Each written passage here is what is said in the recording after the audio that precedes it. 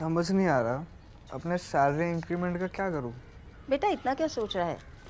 अपने mutual funds के SIP का टॉप अप करा ले। This is the right time. क्या? समझ में नहीं आया। बेटा इतना क्या सोच रहा है? अपने म्यूचुअल फंड्स का एसआईपी टॉपअप करा ले। This is the right time. अब समझा।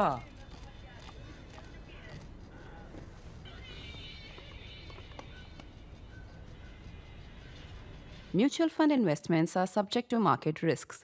Read all scheme related documents carefully. This is the 50th anniversary of the emergency. Very important landmark in our country's history, particularly in our country's post-independence history.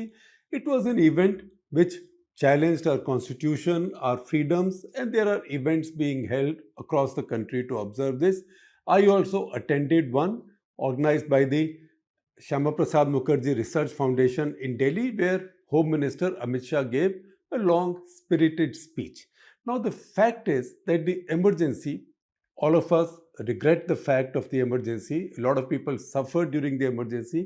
Everybody, including those whose party brought in the emergency, have since then said that this was a bad idea and there should never be another emergency.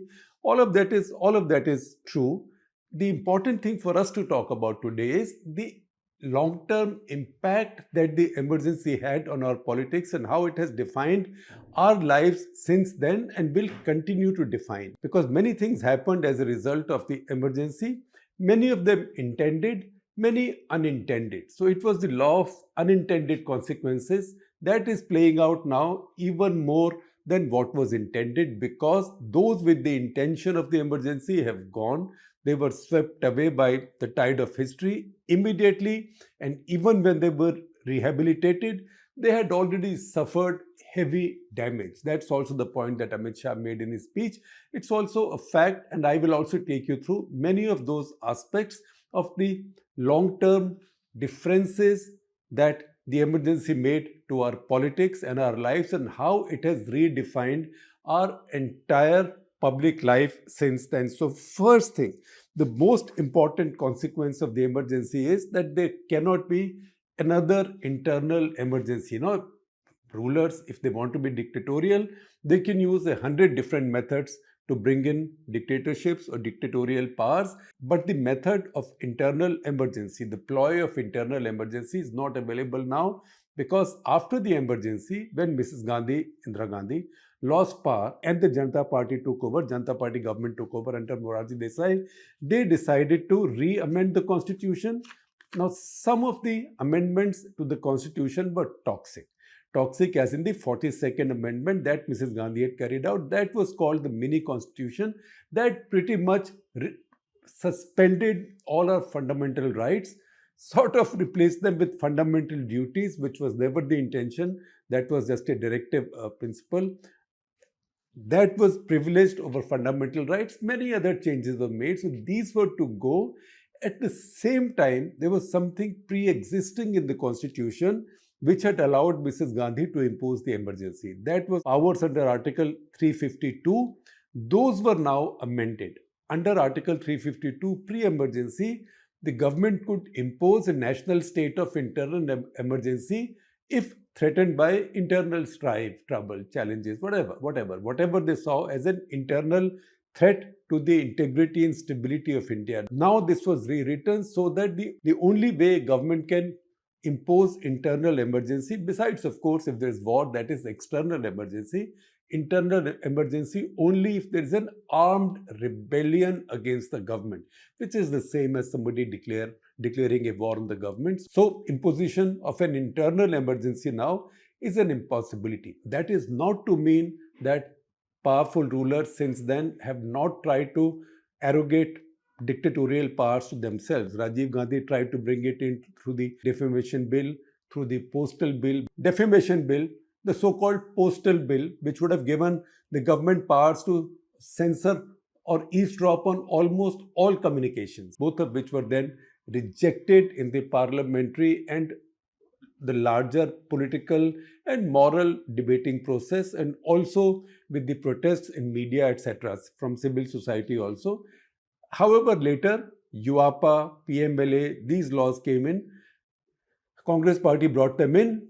BJP has strengthened them further. So when rulers have wanted to give themselves dictatorial powers in some specific areas, they've been able to do so, even when these concern our personal liberties. But overall, another internal emergency is now an impossibility, at least on the terms on which it was imposed. Since then, it's been seen, it's been believed that this was a cheap thing to do.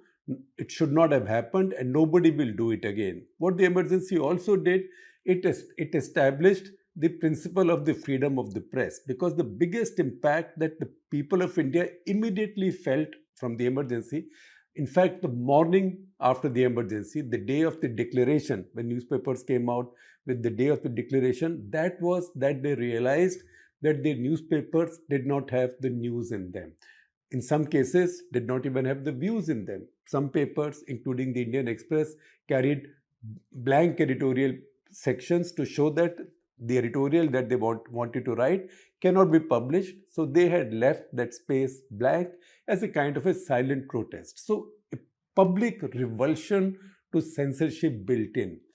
And it was then through the emergency, through that sentiment, that a social contract came into being between the people of India and the Indian journalists. And that social contract was, we did not like it. People of India saying, we did not like it.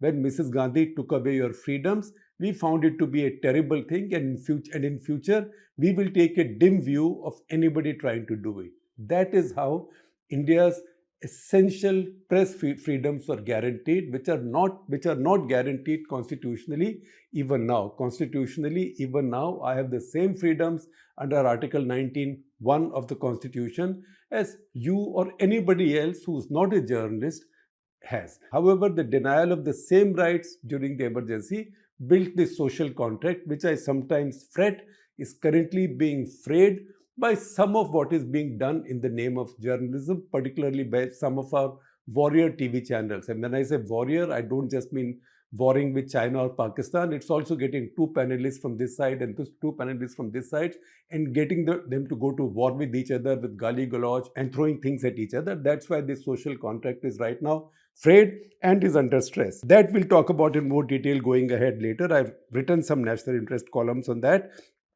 We'll share some copies with you. However, let's look at some of the political consequences, larger political consequences.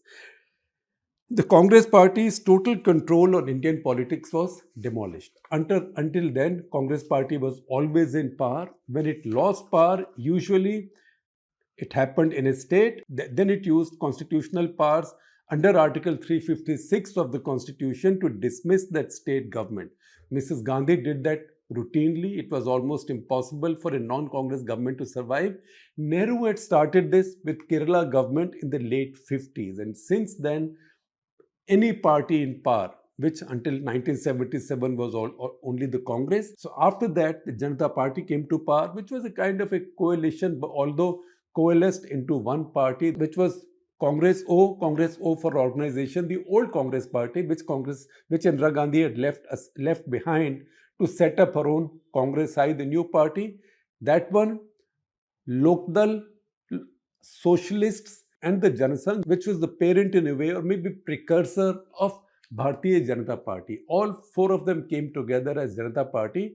Even when they came to power, they dismissed all the state governments of the Congress party, which were existing at that point. Then Mrs. Gandhi came to power in 1980. She dismissed all the state governments of the Janata Party or of the allies of the Janata Party. This tamasha went on. However, this led to a debate and an argument on the center's power. So the emergency also had the consequence of strengthening the states, strengthening the regional parties, who were then refusing to take this lying down. Finally, this was settled in 1994. This was a very complex and very contested evolutionary process in Indian constitutional and political history, whereby on 11th of March 1994, the famous Bomai judgment was passed, which made it nearly impossible for any ruling party in the government, any central government, to dismiss any state government on flimsy grounds. In fact, now the test for dismissing a state government is so high that it almost never happens unless it becomes an impossibility to let a state government run. Ultimately, this also became a consequence of the excessive of the emergency. Third, maybe I should have called it the first, a very important consequence of the emergency was the legitimization of the RSS. Until then, the RSS, it was a serious organization. It was a voluntary organization. It ran shakhas everywhere. It was never seen as a big political force. Also, it did not have that large moral authority without which you cannot acquire power in a country like India, in such a large and complex country like India. Mrs. Gandhi, by particularly going after the RSS, why she did that, I don't quite understand, because much of her pain had come not from the RSS and Janasangh. At that point, it had come from socialists, because after all, it was a socialist, a Lohiyite, Raj Narayan, who had filed the case against her in Allahabad High Court, her election petition, which she lost and where she was initially disqualified.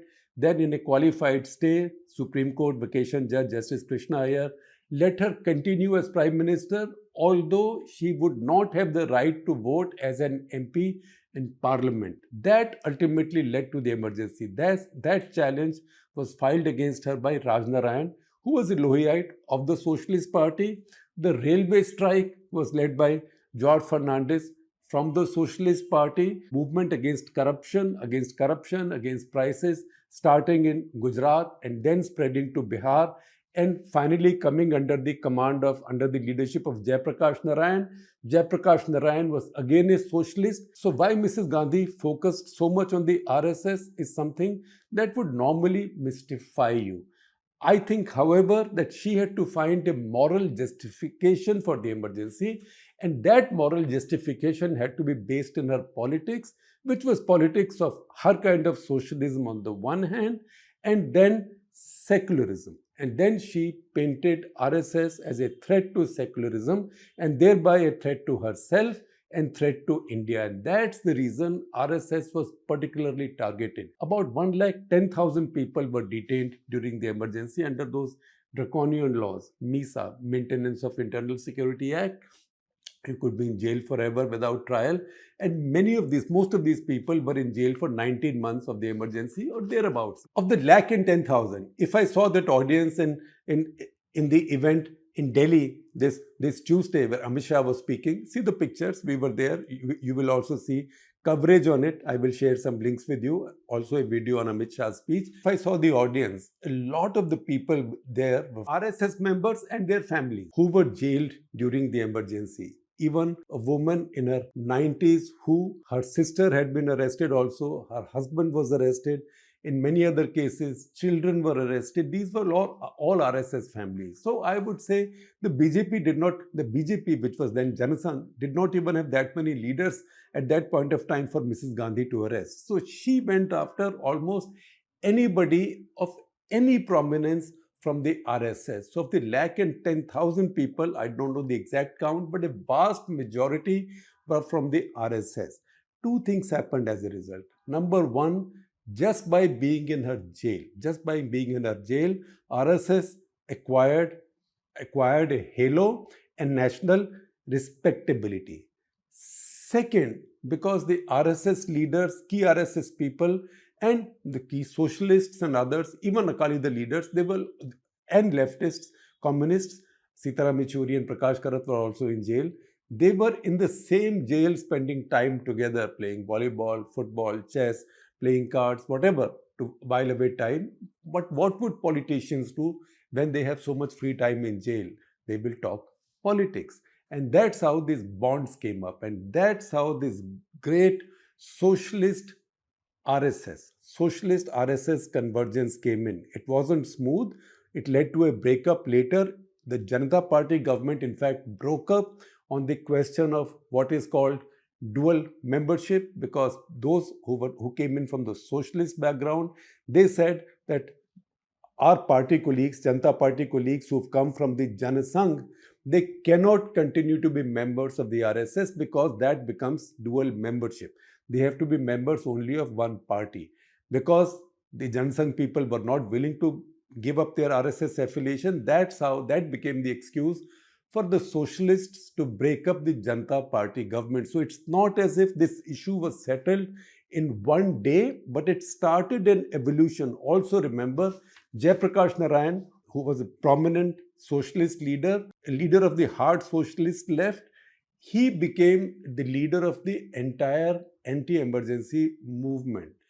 He was hailed as Lok Nayak, and that is how he also gave legitimacy to the RSS and to the Jansangh. That fast forwarded the growth of the RSS slash Jansangh and then BJP now into a national party, a party with a large enough pan-state footprint to now rule India with a majority. This process started during the emergency. If the emergency had not sanctified the RSS, this would not have happened. Second, even after the emergency, Congress won two majorities. One in 1980 under Mrs. Gandhi, second in 1984 under Rajiv Gandhi. However, even when Congress party won majorities now, it did not have the same total power in the country as it did before the emergency, because by this time, thanks to the emergency, a new cadre of opposition leaders had come up across the country, and also regional parties were much stronger and much more questioning. Remember, NTR's party in Andhra Pradesh came up in Indira Gandhi's post-1980 term. In the emergency, we saw the judiciary completely collapse. We saw all other institutions completely collapse. It's again one of the positive impacts of the emergency that since then, institutional checks and balances have been stronger and more durable. They are not perfect, and very often they are shaken, but sometimes they are also stirred into action. Sorry, James Bond, wrong place to draw from you. But that is the situation right now. There are many times when you feel frustrated with the Supreme Court, for example. But every now and then, it gives you a judgment like the abrogation of the anonymous electoral bond. So if institutions have not fully keeled over, even after 50 years, when you are under a third successive strong government run by the same Prime Minister, that tells you that the emergency also left some durable strength in our institutions. Next point, the emergency laid the seeds of coalition culture in the country. Because the Janata Party government in 1977, it did not last that long, but it was the first coalition to rule India. Before that, in the 60s, we had seen some state-level coalitions called Sanयुkt Vidhayak Dals, but those were very unstable, very incoherent. They were not cohesive at all, and also using Article 356, Mrs. Gandhi was able to get rid of them very fast, particularly as their constituents were squabbling amongst themselves. Janata Party was the first attempt for a cohesive coalition by calling it one party. It did not last, but that experiment kept coming back. So some of the governments that came back subsequently, governments helped by the BJP and the left from outside, say VP Singh's government in 1989-1990, or after that, the three Vajpayee coalitions, one very short lasting, but two others. These had their roots in the Janata government of 1977, Janata Party of 1977, which effectively was formed during the emergency in Mrs. Gandhi's jails. That's how, after some unstable coalitions, India had nearly 20 years of stable coalition rule, and under that stable coalition rule, India actually had its highest rate of growth, even higher than it's been in the last 11 years. There were also some important foreign policy changes. For example, Mrs. Gandhi had this really frosty relationship with the US, particularly after 1971. Her interactions with Richard Nixon, those are well documented, the Nixon-Kissinger tilt era. Now, Morarji Desai reached out to the US and he visited Washington to meet Jimmy Carter, and Jimmy Carter also visited India. That was a US presidential visit to India after a very long time. That opening on foreign policy did take place. As I told you earlier, the state's assertion on federalism now started. And there was a very good reason, because earlier states talked about it, but they were afraid that if we talk too much, our government will be dismissed without giving any reason. It just had to be a one-line dismissal saying, the president thinks that constitutional order in the state has broken down, so your government is dismissed. State governments and regional parties, therefore, were very careful in the past. Now, as the center weakened, or maybe India became a more federal structure, which was the spirit of the constitution, the states began to assert themselves more and regional parties became stronger. And finally, the impact the emergency made in terms of just the human resource development for India's politics. Every political leader that you see today, or that you've seen in the last 10, 20, 30, 40, 50 years, particularly in the opposition, has come out of Mrs. Gandhi's University of the Emergency. I wrote a national interest about this several years ago. I will share a link with you of the text as well as the video version. But see the leaders who arose, see the people, the cast of characters that Mrs. Gandhi put in jail. Atal Bihari Vajpayee, L.K. Advani, Murli Manohar Joshi, Arun Jaitley, Rajnath Singh, Ravi Shankar Prasad, Lalu Prasad Yadav, Mulayam Singh Yadav, Nitish Kumar, Ramvilas Paswan, Sushil Modi, H.T. Devegowda, George Fernandes, Charan Singh, Prakash Singh Badal, B.S. Yediyurappa, Kalraj Mishra, late Anant Kumar, late Chandrasekhar, Siddaramaiah, Shankar Singh Waghela, Sitaram Yechury, Prakash Karat, Vijay Scindia, Biju Patnaik, Vijay Kumar Malhotra, Vijay Goyal, Nanaji Deshmukh, Maharani Gayatri Devi, and the list can go on. Kalyan Singh, Prakash Javadekar, even M.K. Stalin, T.R. Balu of DMK, not just them, but four of the so-called young Turks of the Congress party who were in the Congress party, and MPs, some of them MPs, Chandrasekhar, Ramdhan, Mohan Dharia, Krishan Kant, all four young Turks of the Congress party who were rebelling against Mrs. Gandhi's leadership from within. They were jailed while they were in the Congress party. All of them became something in the course of time. In fact, if you do a quick count, just look at the Prime Ministers, Atal Bihari Vajpayee, Chaudhry Charan Singh, H.T. Devegowda, Chandrasekhar, they all became Prime Ministers. They were all in Mrs. Gandhi's jail during the emergency.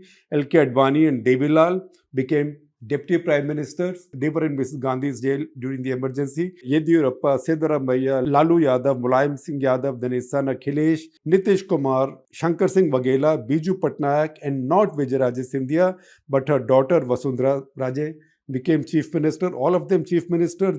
Biju Patnaik's son also became Chief Minister. So this also started new dynasties, not just these new graduates of the class of 77, as I call them. 77 is when the emergency was removed, emergency ended, and these people came out of the jail. So I call them the class of 77. Not just them, they became leaders, but many of them founded their dynasties as well. And of all the other names that I mentioned to you, in the course of time became either cabinet ministers or ministers in their states, and so on and so forth. In fact, Krishan Kant, if you look at the four young Turks of the Congress party, one became Prime Minister Chandrasekhar, the other became Vice President of India. That is Krishan Kant. Even Narendra Modi, he did not go to jail during the emergency, but he was in hiding. You've seen pictures of him dressed as a Sikh, which was supposed to be a disguise at that point. And Kumi Kapoor, in her book on the emergency, notes that when Subramaniam Swamy, who was in a way hiding from the emergency, went to Ahmedabad, the young man who came to receive him was none else than Narendra Modi. So in some ways, he is also a product of the same University of the Emergency, as is Subramanian Swamy. So if you look at the history, if you look at the political history of India, in conclusion, the first lot of our leadership from all parties came out of the freedom movement.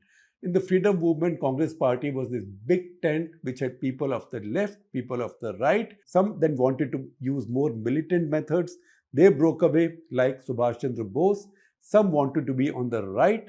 Those in the course of time, Jawaharlal Nehru turfed out as he turned Congress party towards the left. And after that, whatever was left of the center or center right in the Congress party, Mrs. Gandhi got rid of in 1969 with the split of the party. However, all of the leadership of Indian politics had come from the freedom movement in one way or the other.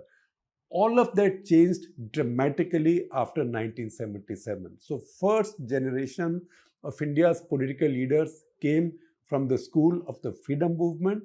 The second lot came from the school of the emergency. The third, you might say, although that is not as widespread in its impact, was the rise of a new lot of leaders from the Mandir, Mandal, churning or Manthan of the 1988, 89, 1990. The reason I'm saying it wasn't that widespread is because many of the leaders that became powerful through this churning were leaders who had already graduated from the emergency school on both sides, Mandir as well as Mandal. And then we saw the promise of one more mass movement. In democracies, new leadership usually grows out of mass movements of one kind or the other. I would go so far as to say that even Donald Trump is part of the same phenomenon, because MAGA also is a mass movement. It's not on the streets in the way that Jayaprakash Narayan's total revolution was, Sampurn Kranti, but it is still a mass movement. So that's how new leaderships emerge. And that's the reason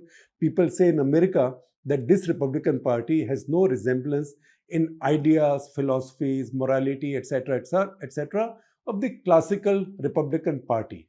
That is something that Donald Trump himself said at his inauguration, that this is a new Republican Party. In India, we haven't seen any more mass movement after the churning of Mandir and Mandal. We saw some promise, a promise of something during the Anna movement, but it remained very limited in its appeal. And in the end, it produced only one leader, Arvind Kejriwal. So when you look at this entire full picture, maybe as Indian citizens of a certain vintage, and particularly now younger Indian citizens who may not be so conscious of the emergency, they need to send a thank you note to Mrs. Gandhi for enriching and expanding Indian democracy in such a dramatic way, entirely to the detriment of our own party and the durability of its power. That's why I said in the very beginning that the emergency will be remembered for its intended consequences, that is putting so many people in jail,